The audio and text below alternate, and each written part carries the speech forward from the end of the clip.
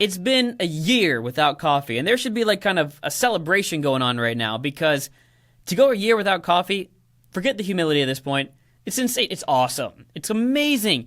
And I'm not saying that because I'm awesome, because that's a different story, but I'm saying that because anyone who's had coffee more than once in their life realizes how hard it is to quit coffee. And it's sort of easy hard in that addictive sort of way. Like, I could quit coffee when I wanted to. I went 5 days before. I could quit again if I wanted to, and then you never do. One of those kind of addictions that slowly creep up on you, as it did for me. And this video is mostly for people who are thinking about quitting and people who are in the middle of quitting, because when I started the process of giving up coffee, I used these videos as like a lifesaver, because I was struggling hardcore. Like, I couldn't give it up. I was dying, but I pushed through because a lot of other people made videos about quitting coffee, so I thought, hey, this video should help other people out who are thinking about giving up caffeine or coffee or whatever. Let me start with the story of how I got addicted first. I got addicted, I don't know, maybe I would say in college I started doing energy drinks. When I would be doing projects late at night, I'd be doing energy drinks, like just throw down a Monster or whatever was popular back then, Red Bull, and then I would finish the project at 4 a.m. and be good, go the next day. And it was okay when you're young, because I've learned that young people are able to not only tolerate caffeine more, but it doesn't mess with their sleep cycles as much as someone who is a lot older. So, I would do that. Then I would get to Korea, and I became an English teacher for 3 years. And if you've ever worked with kids, yeah, especially after my school would take us out for drinks in the middle of the week, and then we'd go to school the next day, and I'd be like, how on earth do you stay awake? That packet coffee, just like instant coffee over and over again, became pretty addicted to that one. Then I went to grad school for another 2 years in Korea, and I was like, all right, I can do caffeine, but I want to do Coke Zero. For some reason, I got addicted to Coke Zero because I'm like, oh, it's 0 calories, I'm healthy, and we all know that's not entirely true. It's definitely not healthy. But I would do that, and I would use coffee then when I would go to a cafe and do like a late night thing where I just couldn't stay awake without that boost of caffeine.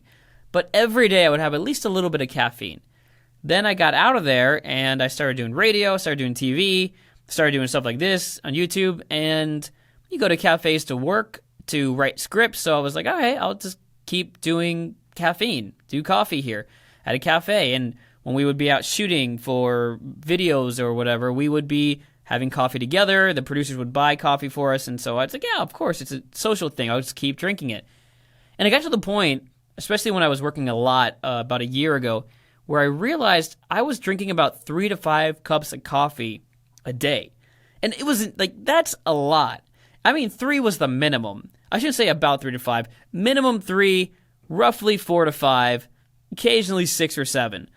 And these were strong cups of coffee. I mean, I was talking like Starbucks. For some reason, Starbucks in Korea is the strongest coffee. At least wakes me up the most compared to other ones. And I realized I was in over my head, so I would cut back sort of a little bit, but not really. I don't know. Another thing I got tricked into was like, if you just go up a half size in the cup, it's a $50. It's 500 won. So it's like, all right, I'll just get another taller size, right? I'll go for the grande or whatever it may be. And then something happened. I don't know. I had stomach problems. It's like an ulcer or gastritis, something like that. Something like that happened, and I went to the doctor, and the doctor said, you should take this medicine for 7 days and you'll be better. Don't drink alcohol. It's like, all right, I've done that before. That's easy. Don't smoke. No problem there. Don't have greasy foods. And she stopped and said, do you drink coffee? It's like, yeah. Like, try to drink 1 cup of coffee a day. And I took that as a challenge. I was like, psh, whatever. I can go for a week without coffee. It's not going to be a problem. I thought. And I just took it on myself to go a week without coffee while I was taking the medication. And so, sure enough, I did. And I started off day 1 without a problem. I think it was like a Saturday or something, which is, by the way, an important tip for starting. Start on the weekend. But I started on a Saturday, no caffeine, felt fine. Got to the next day, and it was the worst non-alcohol hangover of my life. Like, I don't even know how to describe it. It's like when you're super sick and you just don't feel like doing anything, but I wasn't sick. I was just off caffeine. Like, my head was foggy. People say, like, oh, your head's foggy, and I never really knew what that meant. You really can't think straight.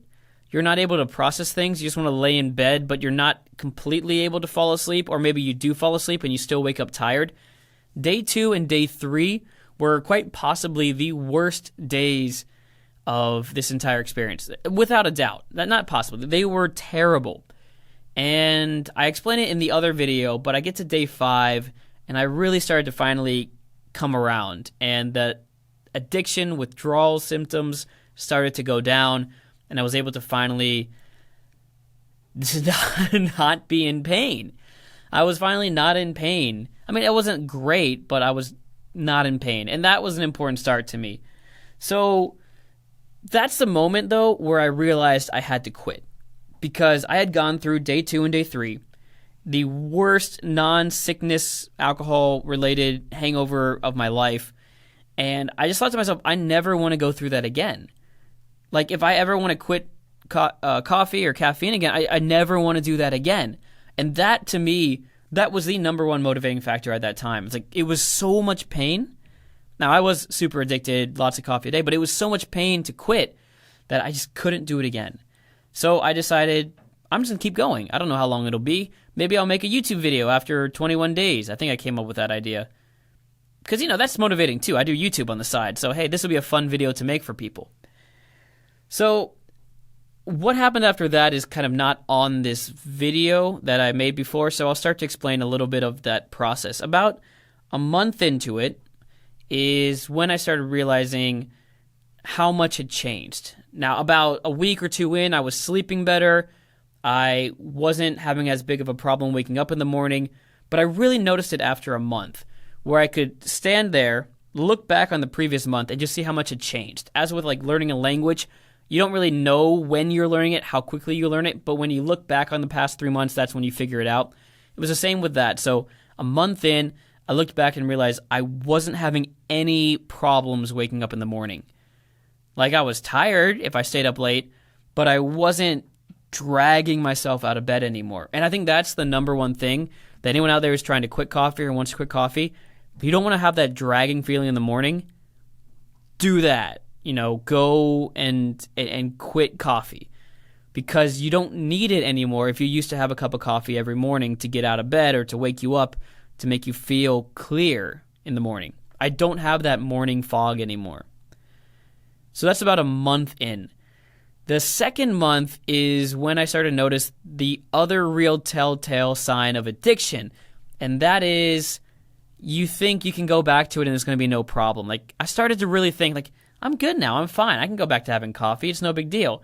And I didn't, but that's kind of because I noticed that feeling. When you think you can just go back to something you're addicted to and have no issues, that's kind of a sign that you might still have those cravings. And I did. So I kept holding off for a little bit. And I would hold off and I would hold off. This whole time, by the way, I was drinking green tea and sometimes black tea. I wasn't caffeine-free, but generally speaking, green tea in the packets, it's really a minute amount of caffeine compared to the amount of caffeine you get from a coffee. 2 months in, 3 months in, and you still need motivation. You still need something to push you to give up coffee. And I think that's when I started going with just using YouTube as my motivator. And I knew that, hey, if I can go 6 months, I can make a YouTube video after 6 months, and this could be kind of fun. So I did create an external motivating factor to keep me going. I think if you are quitting and you get to that point where you're thinking, I can go back to 1 cup a week, 2 cups a week, I'll be fine. But you still kind of on the inside want to quit coffee, that's when you got to set up that motivating external factor. And for me, it's like, I'll make a video after 6 months. Now, I didn't make that video after 6 months because I was busy, but I should have. But at 6 months, I was thinking to myself, oh, I'll just make a year video. And it's actually been a year and like a week or 2 now, but I think, yeah, at a year, I'll make this video and share it online. It'll help other people trying to quit coffee. And a year is a good number anyway. 6 months was just kind of pushing it. Maybe I just want to make a YouTube video to feel cool about myself giving up coffee again. Maybe. Hope not. But a year, though, I think that shows people, and it shows myself too, that this is really a doable thing, not just in the short term, but in the long term. And, after that, I did notice like little areas where I would kind of get addicted to caffeine again because I'd be having too much black tea. I try never to have more than 1 cup of black tea a day. And then I started doing that recently, like near the end of a year, maybe because I was coming up on a year and I was getting anxious. But I got the same problem again with my stomach. Yay!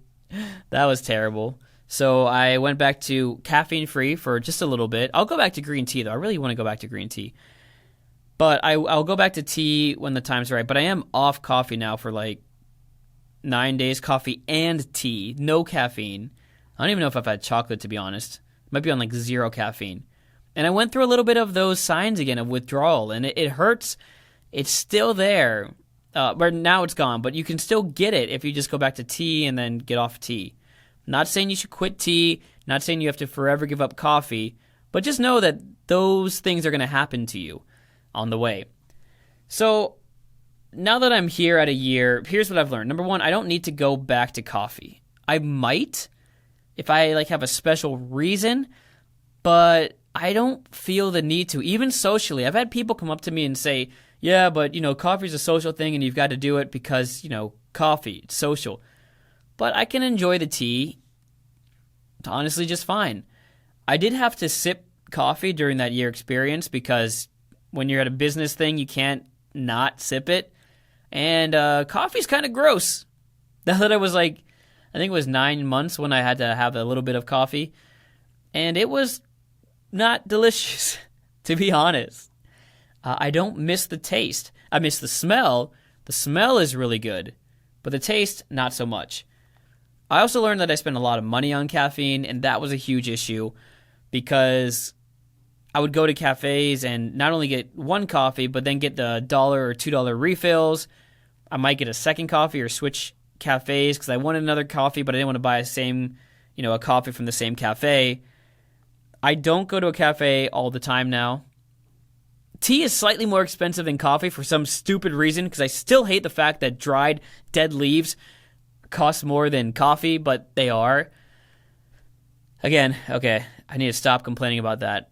But overall, I don't, on my way to work, pick up a coffee. I don't get a tea to go because the tea doesn't really pick you up the same way. So I don't get teas to go when I'm walking to or from work or when I'm passing a cafe. And I think that's really been helpful, to be honest, is not spending money for those coffees that you just pick while you're walking or while you're moving. And if a friend offers to buy me coffee when we're walking, I just say, I'm cool, I'm okay, I don't need it. Save that money too, that works out. Anxiety is something that really went down for me. Again, something that I did mention in the other video, but if you're someone who has even a little bit of anxiety, caffeine really exacerbates it. It makes it much worse. And I didn't have that kind of anxiety that I used to when I was coming up on big project deadlines or work deadlines. I still get some anxiety, but I don't feel as terrible about those things as I used to. So if you are someone who has anxiety, it really gets better. It gets a lot better once you've given up coffee. So I've kind of mentioned some of these already, but the things I didn't find that really changed with me, one of them is I still need to go to the cafe to do work. I can't work at home. I don't know what it is. Even when I, do some tea, I'll brew my own tea or whatever, because I do have herbal tea now. I do have herbal tea, but I can't work at home. So I still go there, spend money at cafes because I need that office space as a freelancer. So that's something that definitely hasn't changed. Another thing is that I do still need that occasional pick-me-up, and I don't have it. And that's one thing that I never got used to is when you're tired at 2 o'clock, maybe you stayed up late binging on a Netflix series, I don't know, something.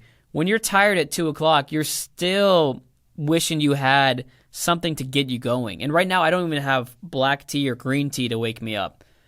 So that's unfortunate, and it's just something I kind of deal with because I have to kind of keep in the back of my mind as my current motivation. I know that having that caffeine or even a coffee at 2 o'clock with the half-life decay of 6 hours, it's going to mean that caffeine is still in my body when I'm trying to go to sleep. So I know that, waking up early the next day is better, and feeling good the next day is better than trying to get that caffeine that really wakes you up for maybe an hour at the most. So that's how I keep motivated, is just thinking about the next day and the next day and the next day.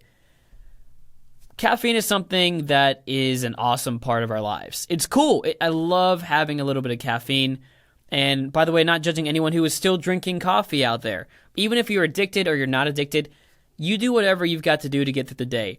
You shouldn't give up coffee when you are doing a big project. You shouldn't be giving it up when, you've practiced with, you're an actor, or you've been practicing a musical composition every day until the recital, and then you want to quit on the recital. You really shouldn't do that kind of stuff. If you are quitting coffee, though, I hope this video helped out a little bit, and I hope that there's a related video in the link somewhere that you can click on to kind of keep you going and keep you motivated, and you're telling yourself now, I can make it a year. If this idiot can make it a year, trust me, you can make it 7 days or 21 days or a month or 6 months or whatever it is that you want to quit. If you just want to even reset your caffeine tolerance levels, I highly, highly recommend it. That being said, if you do want to see the previous video, I'll put it down below, and also it will be up here somewhere, so you can click on that. If you are someone who is interested in what I talk about, or you just like hearing me talk, you can subscribe. But honestly, if you're here just to hear about caffeine stuff and you don't want to subscribe, that's awesome. That's fine too. I completely understand. I talk a lot about Korea and my opinions about, social issues. So if you just want to go ahead and leave a thumbs up, honestly, that would be helpful enough. And maybe one day with another video, I'll run into you again. It's been great talking to you all, and also great, nice therapeutic relief to talk about my coffee experience here. Hope it helps you, and hope it helps everyone out there trying to quit. Thanks again for joining. My name is Alex Sigrist. Goodbye. Haseyo.